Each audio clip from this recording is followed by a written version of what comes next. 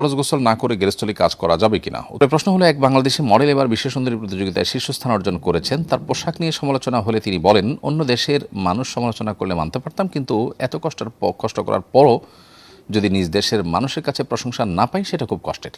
আর বিকেই না পড়লে আমি তো টপ 30-তে থাকতেই পারতাম না। প্রশ্ন হলো, এই ধরনের অর্জন কি সত্যি দেশের কোনো সুনাম বয়ে আনে?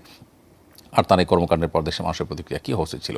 প্রশ্ন হলো, কোনো জালিমের ফাঁসির রায় কিংবা মৃত্যুতে আনন্দ প্রকাশ বা মিষ্টি বিতরণ করার শরীয়ী বিধান কি? মানুষের উপর জুলুম করার কারণে রাষ্ট্রীয় আদালতে কেউ শাস্তি পেলে কিয়ামতের দিন কি আল্লাহ সে অপরাধের জন্য তাকে আবার শাস্তি দিবেন?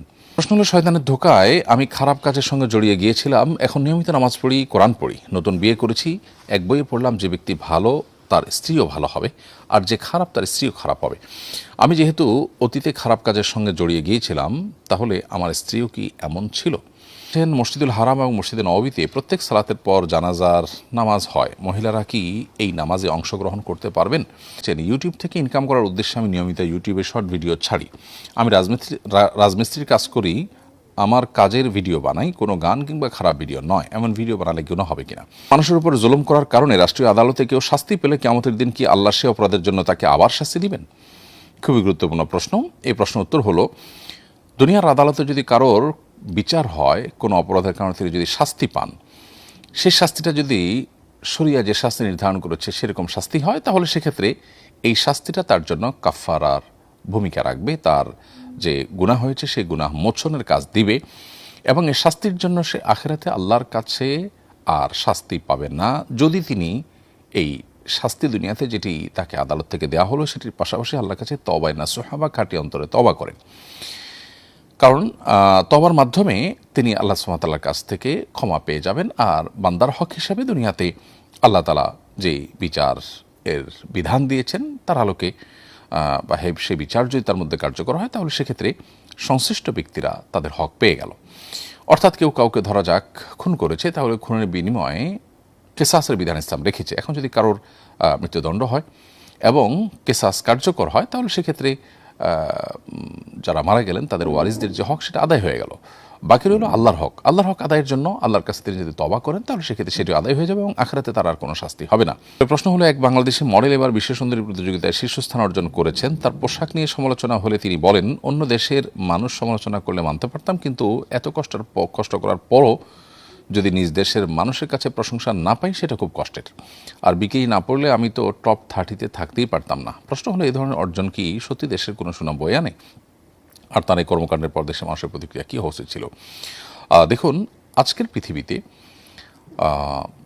মর্যাদা সম্মানের যে সমস্ত মাপকাঠিগুলো পৃথিবীর কর্তারা ঠিক করে দিয়েছে, সেগুলোকে আমরা আমাদের মর্যাদার মাপকাঠি ধরে নিয়েই অগ্রসর হই, এবং সেগুলোর কারণে আমরা নিজেদেরকে সম্মানিত কিংবা অসম্মানিত বোধ করি।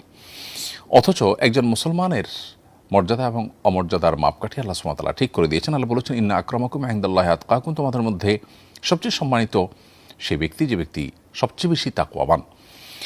একজন ইমানদার আল্লাহর অবাধ্যতার পথে অগ্রসর হয়ে তিনি সম্মানিত বোধ করবেন, অথবা সেখানে কোনো কিছু জিতে নিজেকে শ্রেষ্ঠ মনে করবেন, এটি কোনো মুসলমানের কাজ হতে পারে না।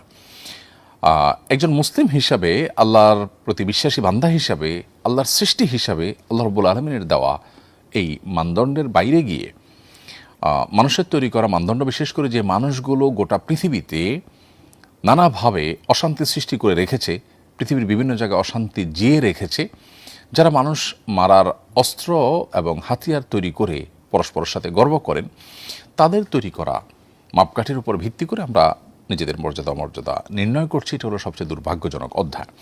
পাশাপাশি এখানে এই ভদ্রমহিলার যে কথা যে বিকিনি না পড়লে তিনি টপ 30-তে থাকতেই পারতেন না, এখান থেকে পরিষ্কারভাবে বোঝা যায় এ ধরনের আয়োজন যারা করে, তথাকথিত বিশ্ব সুন্দরী প্রতিযোগিতা এবং এই জাতীয় আরও যত আয়োজন আছে, এই আয়োজনগুলো এটা নারীকে সম্মানিত করবার জন্য না, এটি মূলত নারীর অসম্মান হয়। এর ফলে একজন নারীর শরীরকে প্রদর্শন করা এবং সেটা পুরুষদের কাছে উপভোগ্য করে তোলার, সব পুরুষদেরকে তাকে দেখার সুযোগ করে দেওয়া, এটা নারীর জন্য কখনো সম্মানজনক বিষয় হতে পারে না।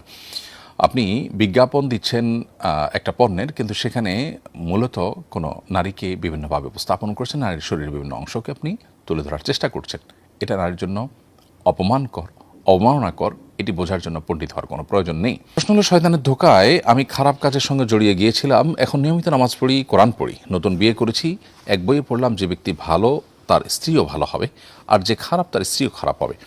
আমি যেহেতু অতীতে খারাপ কাজের সঙ্গে জড়িয়ে গিয়েছিলাম, তাহলে আমার স্ত্রীও কি এমন ছিল? খুবই গুরুত্বপূর্ণ প্রশ্ন। কেউ খারাপ হলে তার স্ত্রীও খারাপ হবে এমন কোনো কথা নেই, এবং এ কথা সঠিক কোনো কথা নয়। আল্লাহ সুবহানাহু ওয়া তাআলা কোরআন কারীমে যে বলেছেন, আত-তাইয়্যিবাতু লিত-তাইয়্যিবিন ওয়াত-তাইয়্যিবুনা লিত-তাইয়্যিবাত, আল-খাবিসাতু লিল-খাবিসিন ওয়াল-খাবিসুনা লিল-খাবিসাত।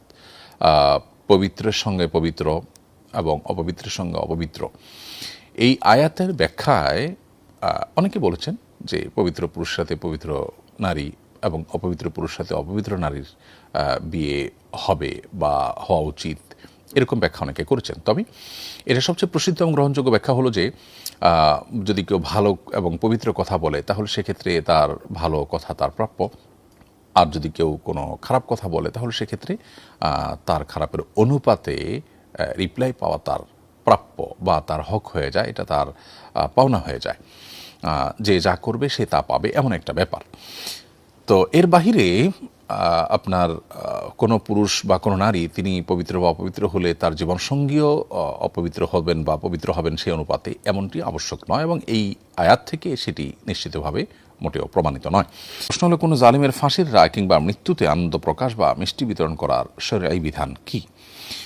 যদি কোনো ব্যক্তি জালিম হিসাবে প্রসিদ্ধ হয় এবং তার জুলুমে মানুষ অতিষ্ঠ থাকে, কিংবা কোনো ব্যক্তি যদি ইসলাম এবং মুসলমানদের খুব চিহ্নিত শত্রু হয়ে থাকে এবং তার মৃত্যু অথবা তার মৃত্যুর ঘোষণা, তার মৃত্যুদণ্ড, এই বিষয়গুলো সাধারণ মানুষের জন্য স্বস্তির কারণ হয়, সেই জায়গা থেকে আনন্দিত হওয়া, সেই জায়গা থেকে আল্লাহ শুকরিয়া আদায় করা, এটা মৌলিকভাবে কোনো খারাপ বিষয় নয়।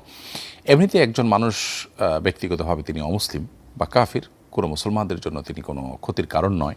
অথবা কোনো মানুষ ব্যক্তিগতভাবে হয়তো পাপিষ্ট মানুষ, কিন্তু তিনি মানুষের অতিষ্ঠের কারণ বা মানুষের প্রতি জুলুমের জন্য কুখ্যাতি আছে, এরকম কোনো মানুষ নয়। এরকম মানুষের মৃত্যুতে একজন মুসলমান হিসেবে আমার আনন্দিত হব না, বরং আমাদের মধ্যে ব্যথা কাজ করবে যে লোকটা ঈমান নিয়ে যেতে পারলেন না, তওবা করে যেতে পারলেন না, তার জন্য এক ধরনের করুণা কাজ করবে। কিন্তু এর বিপরীতে যদি লোকটি হয় ইসলাম এবং মুসলমানদের বিরুদ্ধে নানাবিধ কর্মকাণ্ডে লিপ্ত, ষড়যন্ত্রে লিপ্ত, ইসলাম এবং মুসলমানদের অগ্রযাত্রাকে থামিয়ে দেওয়ার জন্য অমুসলিমদের সাথে হাত মেলানো বা তাদের ক্রীড়ানকে পরিণত হওয়া মানুষ, কিংবা আপনার কারোর জুলুমে যদি কেউ অতিষ্ঠ হয়ে যায়, তখন সেক্ষেত্রে তার কাছ থেকে যে নিষ্কৃতি মানুষ পাচ্ছে সেই জায়গা থেকে শুকরিয়া আদায় করা এবং আল্লাহর কাছে এর জন্য শুকরগুজার হওয়া, আনন্দ প্রকাশ করা, এগুলো মৌলিকভাবে কোনো নিষিদ্ধ বিষয় নয়। ইসলামের ইতিহাসে এরকম বহু জালিমের মৃত্যুতে বা তাদের পতনে আল্লাহর অনেক নেককার বান্দারা আল্লাহ শুকরিয়া জানিয়েছেন। ইউটিউব থেকে ইনকাম করার উদ্দেশ্যে আমি নিয়মিত ইউটিউবে শর্ট ভিডিও ছাড়ি। আমি রাজমিস্ত্রির কাজ করি, আমার কাজের ভিডিও বানাই, কোনো গান কিংবা খারাপ ভিডিও নয়। এমন ভিডিও বানালে গুনাহ হবে কিনা? সোশ্যাল মিডিয়াতে অ্যাডসেন্সের মাধ্যমে যে উপার্জন হয় সে উপার্জন হালাল নয়, কারণ সে উপার্জনের মধ্যে ভালো মন্দ বিভিন্ন রকমের অ্যাড সেখানে রান করা হয়, তার মাধ্যমে আমাদের অ্যাকাউন্টে ডলার তারা পাঠায়। সো এই যে মিশ্র হালাল হারাম সব ধরনের জিনিস যাবে, হারাম অ্যাডভার্টাইজমেন্ট যেখানে মিউজিক থাকতে পারে, হারাম অন্য আরও উপাদান থাকতে পারে, পরনারীর আপনার শরীর প্রদর্শনের ব্যাপার থাকতে পারে, পর্দাহীনতার ইস্যু থাকতে পারে, হারাম প্রোডাক্টের অ্যাডভার্টাইজমেন্ট থাকতে পারে। তো আমি আমার প্ল্যাটফর্মে এরকম কিছু করে উপার্জন করতে পারি না যেটা হারাম, অর্থাৎ সেক্ষেত্রে আমি অন্যায় কাজ করে উপার্জন করছি, ব্যাপারটা সেরকম দাঁড়াবে। তবে এখানে কাস্টমাইজ ভিডিও প্রচারের মাধ্যমে আমরা ইনকাম করতেই পারি। ভিডিওর মধ্যে কোনো কোম্পানির সাথে চুক্তি থাকলো, তাদের অ্যাড, নির্দিষ্ট অ্যাড যেটাতে হারাম কিছু নেই, সেটা আমি চালালাম এবং সেটা লোগো হিসাবে থাকলো বা সেটা ভিডিওর ব্যাকগ্রাউন্ডে থাকলো বা কোনো জায়গায় থাকবো বা স্ক্রলে থাকলো, কোনোভাবে তাদের সাথে চুক্তি করে আপনি উপার্জন করলেন, সেটি আপনার জন্য হালাল হতে পারে যদি আপনি আপনার ভিডিওতে কোনো হারাম কোনো কিছু না দেন, যেমন ব্যাকগ্রাউন্ড মিউজিক ইত্যাদি যদি না থাকে, তাহলে সেক্ষেত্রে এটি আপনার জন্য হালাল হতে পারে। মসজিদুল হারাম এবং মসজিদে নববীতে প্রত্যেক সালাতের পর জানাজার নামাজ হয়, মহিলারা কি এই নামাজে অংশগ্রহণ করতে পারবেন? বোন রোমানা কিবরি, আপনার প্রশ্ন উত্তর হলো যে মসজিদে নববীতে বা মসজিদে হারামে বা যে কোনো জায়গায় জানাজা সালাত চলছে, সেখানে মহিলারা যদি থাকেন তারা জামাতে শামিল হতে পারবেন এবং তারা জানাজায় শামিল হওয়ার যে সব সেটা লাভ করবেন ইনশাআল্লাহ তাআলা, কোনো অসুবিধা নেই। ফরজ গোসল না করে গেরস্থলী কাজ করা যাবে কিনা? উত্তর হলো ফরজ গোসল করা ছাড়াও গেরস্থলী কাজ করতে পারে। কারোর গোসল ফরজ হয়েছে, পরবর্তী ফরজ নামাজের আগে আগে তিনি গোসল করে ফেলতে হবে নামাজের প্রয়োজনে।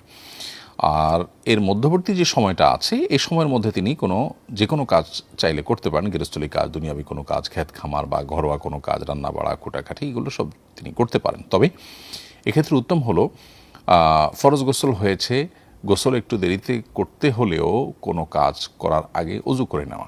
অজু করে আপনি এবার গৃহস্থলী কাজ করলেন বা যে কোনো দুনিয়াবি কাজ করলেন, সেটি হলো সবচেয়ে উত্তম এবং সুন্নাহ। যদি সেটা কোনো কারণে করতে না পারেন তাহলে সেক্ষেত্রে আপনার কোনো ফরজ তরক হবে বা কোনো গুনাহ হবে, ব্যাপারটা কিন্তু সেরকম না।